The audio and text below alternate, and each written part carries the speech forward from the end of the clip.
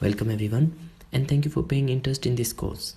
So this is the module 2nd and contained in folder 3 because the folder 2nd is just a dividing part. So this module is about programming. You can learn about Arduino programming in this module, and what we are going to learn in Arduino programming is that how we can build different types of code for our projects by using Arduino programming. Whenever you try to learn about Arduino projects, like you try to build some robot and you watch videos on YouTube, there you just find that how to build hardware of that component, but did not find that how to write that code. Either the code is given in the description or there is a link for that code, and you just have to upload that code on your board and you just start to run your project. But they did not know that how that code is built. So the Arduino programming is the most important and basic component of building any of the component. But before learning the programming, there's a thing that what actually programming is. So generally programming is a set of instructions that are used by us to make the computer to perform some specific task. To understand that, let's just consider an example that some guests come in your house and you have to give them a glass of water, and first of all you have to ask them whether they are thirsty for water or not. So this is the instruction given by your mother to you. So just like that, if you want to perform and make the computer to perform any particular work, you have to give them a certain set of instruction, and that computer will perform that instructions and do that work. So this is the programming, that what actually programming is. And how does it work is something like that, this. And before this, let me just talk about our water drinking problem. That first of all, that you have to have some guest to give some water. So something like that, in our programming we just have a problem first and nothing else except that problem, and then we make some steps that are known as algorithms. Something like that, your mother had told you that you have to take glasses of water and you have to just take 6 glasses of water or something like that. That is the algorithm. Then after, you make a flowchart determines that what you have to do. That's your thing that I should go from first one to last one and I will go in this way or that way, something like that. Or similarly, just to arrange these algorithms in form of some flowchart which have some specific symbols, as you can see here. After that, we have the sets of instructions that are our programming languages, and we have a number of programming languages like C, C++, C script, Java, and a lot more. And these programming language are generally some statements, and these statements are understood by computer in binary language. We write them in just our simple syntax languages, and what's the difference in every type of languages? They have different types of syntaxes. Like if you can see, we have English language that is understood by humans, we have French language, and a lot more languages based on different countries or where you are living. Similarly, in this way, in computer we have different types of languages, and the purpose of every language is the same, just to make the computer understand. Similar to like we make humans understand our thoughts by expressing our thoughts in these languages. We have different languages in programming, and the most basic one is C programming. Our Arduino programming is also something like C programming and just known as embedded C. The most of the syntaxes that are used in C are used in Arduino programming, and we'll discuss about this later in the videos. I will not confuse you in introduction video about the programming. And one more thing is that this is going to be the most boring part of this course, because most of the students that are taking part in this course are belonging to electronics department or belong to some electrical field, and the programming is a part of computer science. So this one is boring for you, but if you did not learn about Arduino programming, then you did not able to write your own code, and after that you have to depend on someone to take their code or just to upload them, and you did not able to make changes in your project by your own. You just have to copy someone project and you have to make that work. So now to do that, we will learn about Arduino programming, and after that The process of Arduino programming or any programming language is just, I have told you, like problem and then algorithm, flowchart, something like that. You have to first understand that what your program is. Like if I take an example of blinking an LED. So what you have to do, first of all, you have to understand your problem. Like you have to make an LED blink. And what does blink means? That it will glow and then will not glow. Again and again, follow this pattern. So first of all, you have to understand the problem, that what you have to do here. After that, you will write steps. Like first of all, I will make the hardware, then I will write the code, and in the code I will first make the LED glow, and after that I will make the LED at low, that it will not glow, or vice versa. That like first I will make the LED not to glow, and after that I will make the LED glow.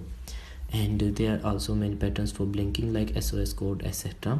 You can make any of the project, and after that you will write that in different flowcharts, and then you will use your programming language.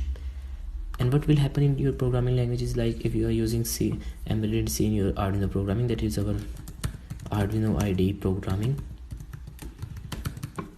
and you will write different statements in this Arduino programming. Like first I will talk to you in English, like I want to glow that LED for 1 second. So this is in English language. Any person who know English language will understand this thing. Then after that, I want to turn off that LED now. So this is a set of instruction for any human, and these lines are known as statements. Similarly, in our programming, we have different statements for making these LED glow or not to glow. But we did not use like I want, because the computer did not want. And we use different statements based on different programmings. So in Arduino programmings, like these statements, I think now you understand that what it means and what will you do in Arduino programming. Then when you write the syntaxes in Arduino programming, every syntax, like if I consider want, or let me consider a short one, I. So what does I stands? Simply in our own language, I means you, to whom you are talking about. In Arduino, similar to like this, what this I makes a sense to you. The computer has different opinions, like it will make the I something in its own programming language, that is 011, that is understand by the computer. Every syntax you will write is changed by a compiler in these forms. This 01 form is known as binary language. This is the only language that computer understand. But in binary language, just to represent 2, you have to write something like, if in 4-bit form we have 0010, and similar to this, to every word, like if I write A, B, C and something like that, or just A, I have to make binary conversion of 65 to represent an A. Similar to this, we have all these values assigned to any particular values for a computer, but we cannot write 0111 because that's a very complex stuff.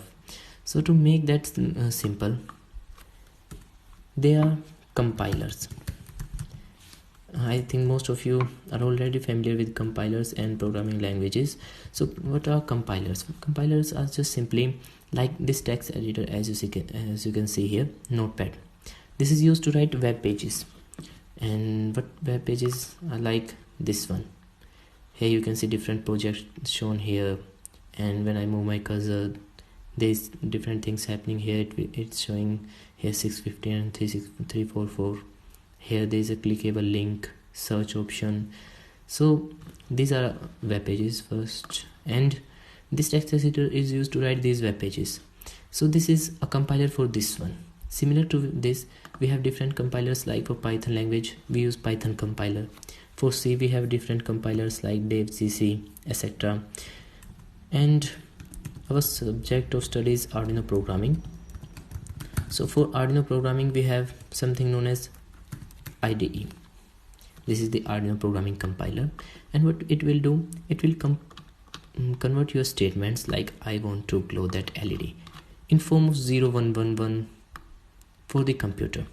But you did not use this. There are different syntaxes that you have to use, and then it will convert these syntaxes in 011 form that is understood by the computer.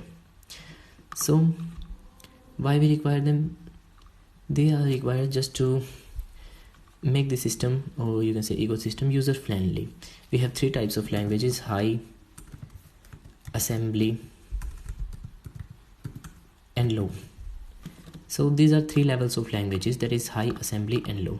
And these high, assembly, and low means that how they are typical to the computer. Like the high level languages, the language that is user friendly for us, but for computer it's very difficult to convert it, and it's a very slow language.